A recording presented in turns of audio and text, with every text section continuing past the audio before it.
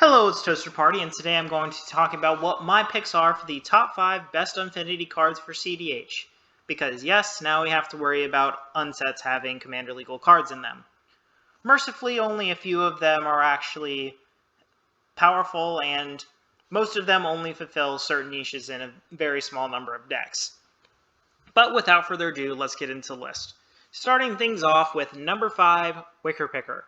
Wicker Picker is a artifact creature Scarecrow guest for 3 generic that says, creature spells you cast have Sticker Kicker 1. That says you may pay an additional 1 generic as you cast a creature spell, and if you do, you get a ticket, and then you may put a sticker on it. So, before I can explain what this card's application is, I have to explain stickers. Stickers are a new mechanic in Unfinity that works similar to the energy mechanic from Kaladesh block. So what you do is that you gain these tickets, and you can then use these tickets to be able to spend on stickers, which you can then put on cards you control, and they gain those abilities so long as they are in public information zones, such as field, exile, graveyard. But if they are returned to your hand or your library, they then lose these stickers on them. Most of these stickers have abilities that give some form of buff to your card, such as giving them new keywords or additional abilities. And before a game begins, you choose 10 different sticker sheets, and then you randomly get 3 of which to use during the game. Some of them have combo potential, most of them just give you incremental value. But regardless, they all have pretty powerful effects on them. As long as you pick the good ones, there's definitely some that are not so great. But now let's get into why in the world I believe that Wicker Picker is going to be able to see play in CEDH. Specifically, I think this card is going to be good in Animar, because with Animar, your Wicker Picker is going to pretty much be free anyways, and the Sticker Kicker suddenly becomes a free cost as well. And once you're able to get one of the infinitely looping creatures into play with Animar, you are then going to be able to have an infinite number of tickets to then be able to get any number of the sticker cards from your sticker sheets onto those creatures, some of which are able to use for an infinite combo. So that's why I believe that Wicker Picker will be able to see play. Let's move on to number 4, Bleater. And it's another sticker card. For 2 generic and a white, you get a goat employee that says whenever another creature you own enters the battlefield, you get 1 ticket. And also says you can pay a white and tap it to put a sticker on a creature you own that entered the battlefield this turn. So there is 2 decks that I believe that Bleater can see play in, that being Brago and Adeline. Because the way that this card is worded, it doesn't say cast, it just says as long as a creature ETBs. And it does not specify non-token creature, so if you're able to make a ton of ETBs, whether that be with Brago blinking out your field and then putting those all back into play, you're going to be able to make a ton of tickets. And because a lot of the tickets you can pull from have really powerful combo effects or incremental value effects, they will be able to help you win games. But the reason I specifically narrowed it to Adeline and Brago is because those are both also stacks decks, so the incremental value will actually matter there. Let's move on now to number 3 and the real heavy hitters of this set, starting off with Myra the Magnificent. So this is a Is-It commander for 2 generic red and blue that says, whenever you cast an instant or sorcery spell from your hand, open an attraction. And now I have to explain attractions real quick.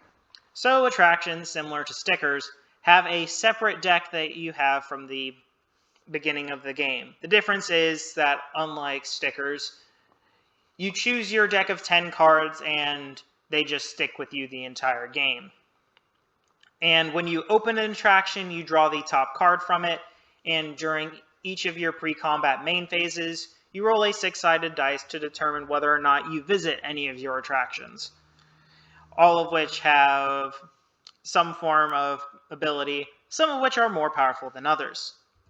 So, with Myra the Magnificent, the turn that you get it down, you are very likely to be able to open up several attractions at once, meaning that this is more likely to be a mid-range commander because there's enough good attractions that you can play that will be able to just garner you enough incremental value over time that you are going to be able to just get a lot of advantage to be able to try winning the game with. But when it comes to actually winning the game, there's also something for you on this card as well, because it also says you can pay X and tap it to exile target instant or sorcery with mana value X from your graveyard and choose an attraction that doesn't have a midway counter on it.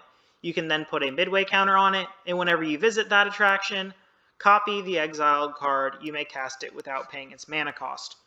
So basically you're going to use this to be able to put extra turn spells under these artifact attractions. And once you get enough midway counters on your different attractions, it basically will set it up to the point where you are taking extra turns every single turn. Unless you roll the 1, but at that point you have gained enough extra turns that you probably should have just won anyway. So let's move on now to number 2, Magar of the Magic Strings. So this is a Rakdos commander for 1 generic and Rakdos for a Minotaur performer that says pay 1 generic and Rakdos. Note the name of target instant or sorcery in your graveyard and put it onto the battlefield face down.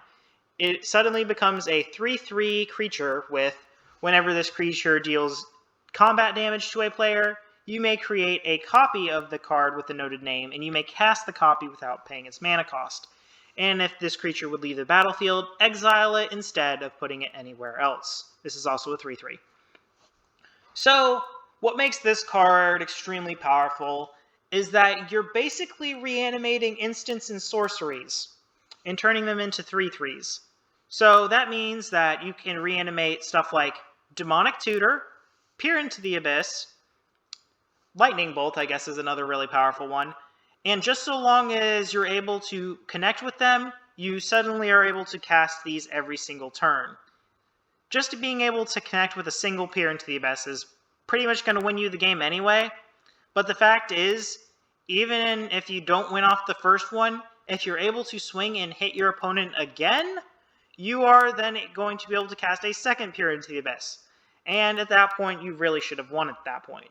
So this is an incredibly powerful Rakdos commander because a lot of people in CEDH don't have very creature-heavy decks, so there's almost always going to be able to be someone that you can either remove what few creatures they have to be able to force one of your reanimated instants and sorceries through. And if you're able to get through with some of these cards, you're just going to win the game. Well, now let's move on to number 1, Saw in Half. Most people like to save the best for last. Not the case with this card, because this is one of the first cards they ever spoiled. For 2 generic and a black, you get an instant that says, destroy target creature, and if that creature dies this way, its controller creates 2 tokens that are copies of that creature, except their base power is half, and that creature's power and toughness is half that creature's toughness. Round up each time. So what this card is going to function as in CEDH is just another copy of Twin Flame and Heat Shimmer. But one key difference with this card and those two is that this one doesn't give haste, but at the same time it's also an instant. So at the end step of your opponent's turn before your turn, you can cast this, then cast Dual Caster Mage, copy the Dual Caster Mage, and then you have an infinite number of 1/1 Dual Caster Mages that you can then swing with on your following turn, because they don't die at the next turn. There's also another application to this card that makes it even better. That being, you can use this to target a Dockside Extortionist that you control, because then you don't just get 1 Dockside Extortionist, you now have 2 additional Dockside Extortionists. And with that kind of mana, you should be able to just win the game. So overall, this is an incredibly powerful card and easily the best one in the entire set. Well, I hope you all enjoyed. Thank you all for watching. Hope you leave a like, comment, and subscribe, and I hope you all have an excellent day.